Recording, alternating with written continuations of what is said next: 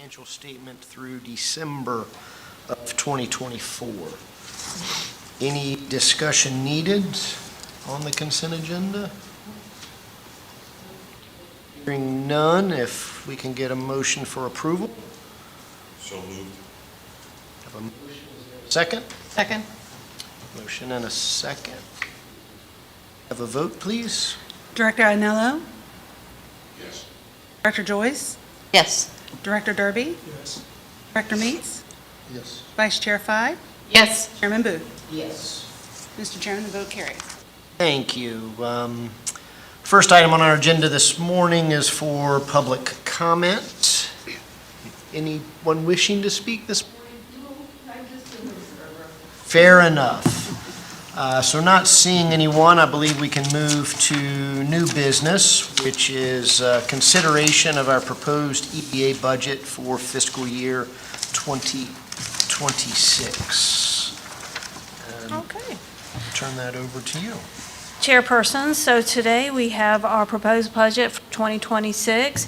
It is basically the standard budget that y'all have seen each year. We have the BMP fees that are provided from the Moses property, as well as the property insurance, the Hampton Roads Economic Development Alliance fee that we pay, and then professional fee that we put out there typically is for like wetlands delineation or any other things that y'all see fit. In addition, there is the line of credit, which is the interest fee when purchasing the assemblages that we have of $14,000. So at the end of the day, we're requesting the approval to move forward to allow for the finance department to submit this to city council. Moved. Any questions or thoughts? No question per se, but we were going to monitor the Economic Alliance activity. I think that's been a couple years since we talked about that. Any activity? We have received a report just as of yesterday that I can forward to the members. It's basically a profile of all localities, is kind of information that they've received from the Commissioner of Revenue. But again, no benefit, i.e. from the city, that we received any prospective businesses. We have asked them to present at the city council meeting coming up on February 10th. So hopefully we'll get additional information. Something we need to look at. I mean, I've been on this for at least 10 years, and I bet they've never even sniffed a lead for us. So that's racking up a lot of fees. It's not their fault, really. I mean, we're a small, but they're just not programmed for what we. We don't have an industrial and, Right. industrial park, so there's businesses that are looking for big box, and we don't. We have a little bit of retail land, and that's not even remotely. I have found that most of our businesses come to us because they have found us on their own, not necessarily because of contributions from other organizations.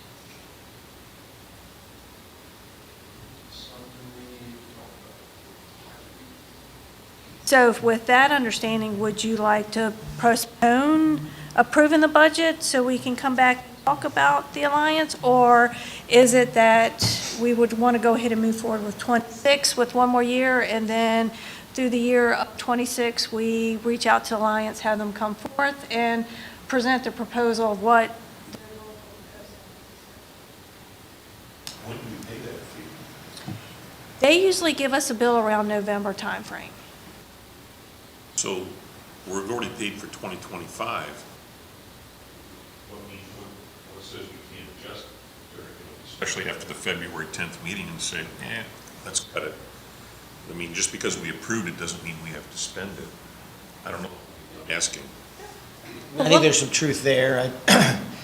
I may be mistaken in my memory because obviously there's a few years on that as well. But as I recall, they're on a January to December fiscal year, and we're on a July 1 to June fiscal year. And so that makes the accounting folks kind of do their magic as to when and where it gets paid. So I think you're correct in that we've paid for half. We've paid for a calendar year. We've paid for half of a fiscal year. This fee would pick up the other half of the fiscal year plus the first half of the next fiscal year because of calendar differences, but I think we can confirm that. And I think you're right. I don't think that because we budget for it, we have to necessarily spend it. We can just say we're not seeing anything, not seeing any benefit. I know that the access to their data has been one of the primary drivers. I don't know how we've been able to leverage that data for economic benefit necessarily, possibly in a couple conversations that we've had, whether they've been fruitful conversations that led to a business or not.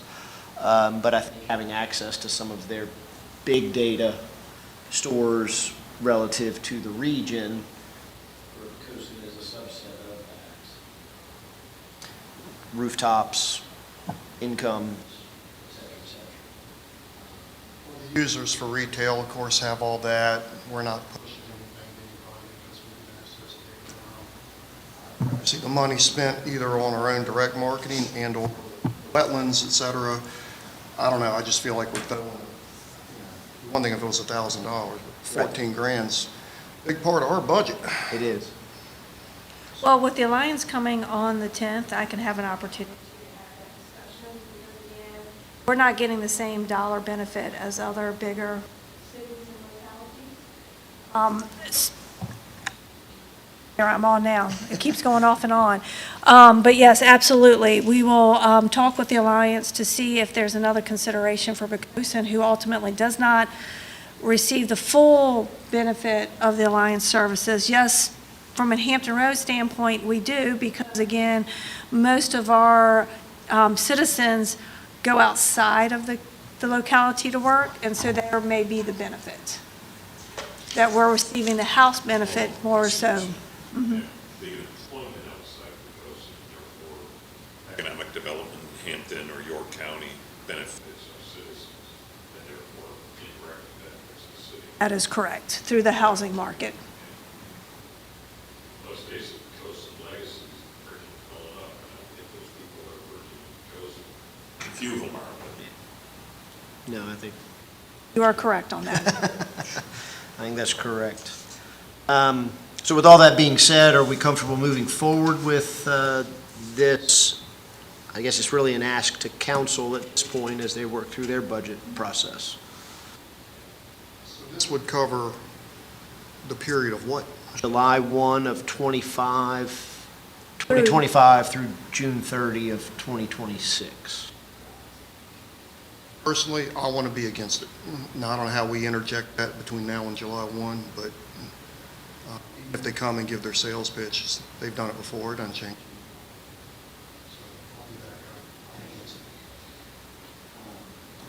Well, I'll ask you from the budget process, if it gets allocated and then we opt not to renew, is that? I don't believe Your so. Let perspective? me review their request. I believe the request has been sent to finance, even though it's been redirected to be sent to me, it has not gotten to me. Let me find out what the requests are and see what the stipulations are, and then I can get back to the board. We can request the city to provide $14,500 in contribution to us, and what we can do in our operating expense, we can leave it, instead of directed Alliance at this point, as other services, with the understanding that I will bring back the request to the EDA board for approval. That sounds good. it's good solution. So we will amend the proposal for other services, not to indicate to be paid to the Alliance, with the understanding that this will be brought back for the board to consider to see if they would like to move forward with the Alliance going forward. So Make a motion, we approve the budget as amended. I second. we have a motion and a second. Any additional discussion needed? Hearing none, if we can have that for a vote. Director Ianello? Yes. Director Joyce? Yes. Director Derby? Yes. Director Meeks? Aye. Vice Chair Fye? Yes. Chairman Booth? Aye. Thank you. Next item is under old business, wetlands delineation update. Just to paraphrase, we've seen some early drafts. We're working through some corrections within the drafts and then working on timing with the consultant for making the submission such that the appropriate reviews and those things are scheduled, I'll say, at the opportunity. I would confirm. So the draft has been received. We're working through some revisions, correcting some name changes, taking Dave Callis off the report, putting my name on there, and making sure it's confirmed. And then I'll seek guidance from the EDA director as to when we should submit it to the DEQ. Did the Wetlands Board come back? Are we dry, are we not? So at this point, they've done their site assessments. Huh? And site assessments get written up into a report which has kind of a collective history of where and how the property's been developed to date. That report then gets compiled, summarized, and then gets submitted to the DEQ. The DEQ goes through their measures for confirmation. Correct. So, but initial signs are that the original confirmation are in line with today's conditions. Oh, it's a property that somebody might want to use because it's not wetlands. Okay. Correct. Once we get that confirmation that the majority of the property is non-title, we'll be able to market it in a better light. Okay. Any additional questions, comments? Staff activities, anything to report? At this point, we'll just schedule for our next meeting on March 4th, and we'll work on the Alliance information to present at that meeting.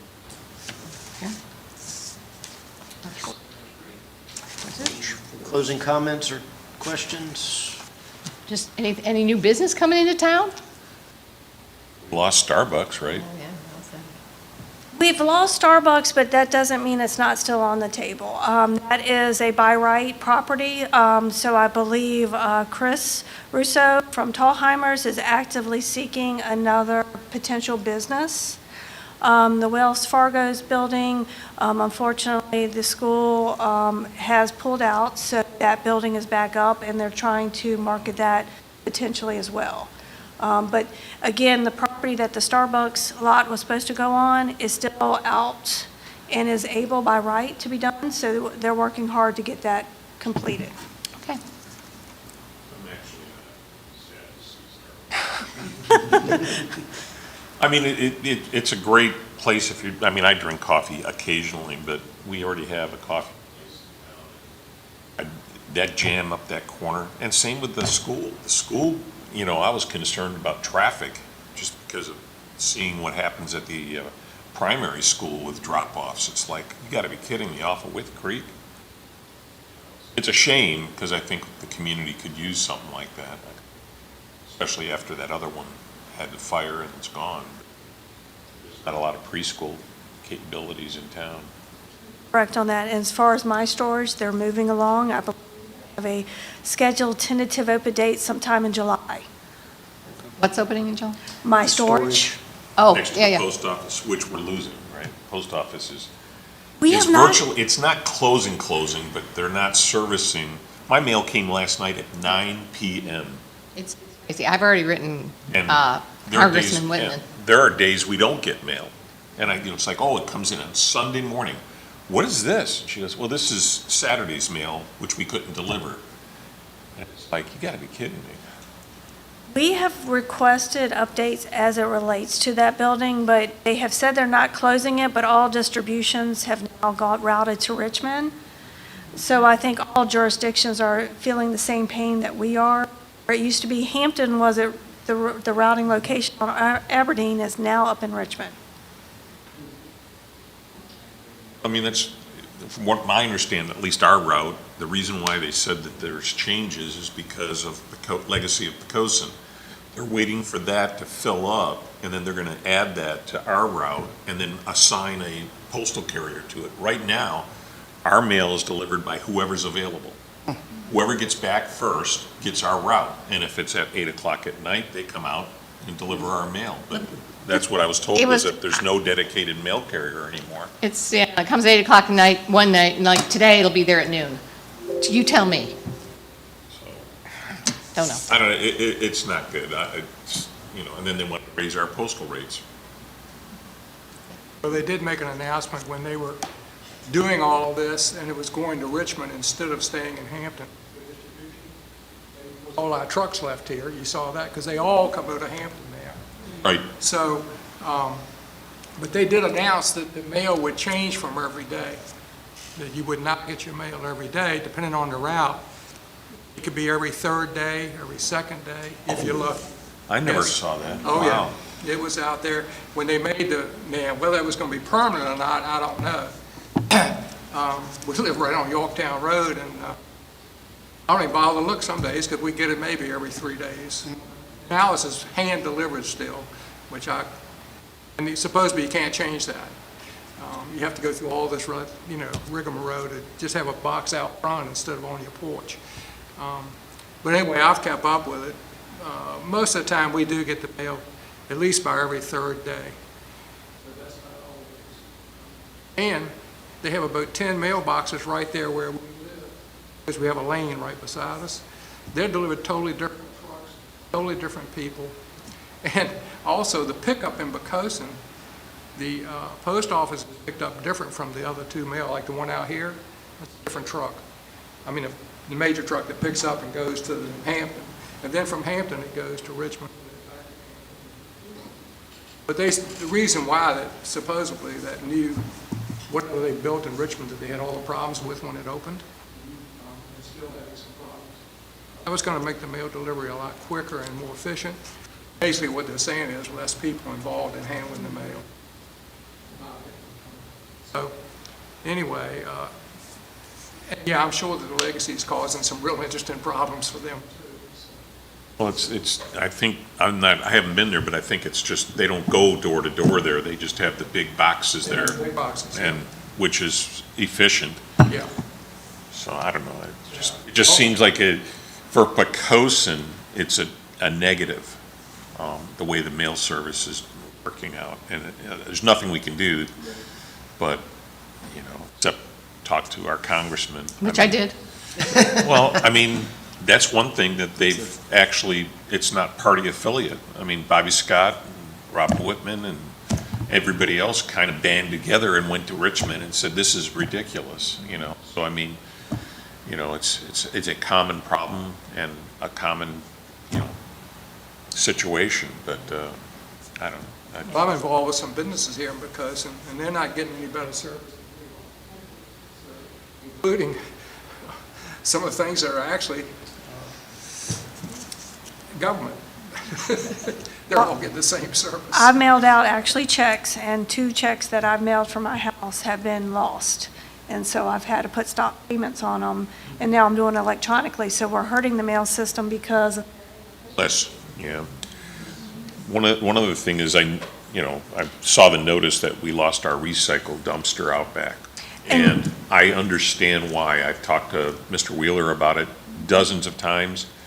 One of our local flower shops was throwing boxes of flowers in there with the leftovers, not recyclable because the plastic on the outside of the boxes. I have seen car parts in there, all sorts of stuff, and it's a shame because my understanding is the apartments don't have a recycle capability. And That is so correct. I've seen women, residents bringing it over, and I asked, where are you from? Thinking they were from York County or something. Oh, no, I live in Poquoson apartments, and we don't have a recycle, and I feel like this is ridiculous to throw all this cardboard in the trash, and, it's a real shame. But I've seen people throw yard waste in there, grass clippings, leaves, and it's like, I don't blame the city for the cost. that was the unfortunate thing. Once you throw one thing that's garbage in the recyclable, it makes the whole thing contaminated, or they will not pick up. So therefore, we would have to spend city time to actually unload the dumpster off into a boom truck to take trash. So I did talk to one citizen that lives in the village, and he would come up here twice a week to put his recycles in, and he was disheartened. He saw the same thing you were seeing, that was being used as a trash can more than a recycling. Is it possible that we could do something with the bulk pickup out back, as far as recyclables go, in the sense of having a truck dedicated to recycles? One of the things that Mr. Wheeler and I have kind of thrown around is, if you remember back when recycling started, it used to have can specific, kind of like, when you were a kid and you'd have to put the circle and the triangle. So we're looking at something of that magnitude that over by Public Works, where it's specific. If it's a glass bottle, it goes into a glass container. If it's a cardboard box, it has to fit through there in hopes. So we are looking at something in the future.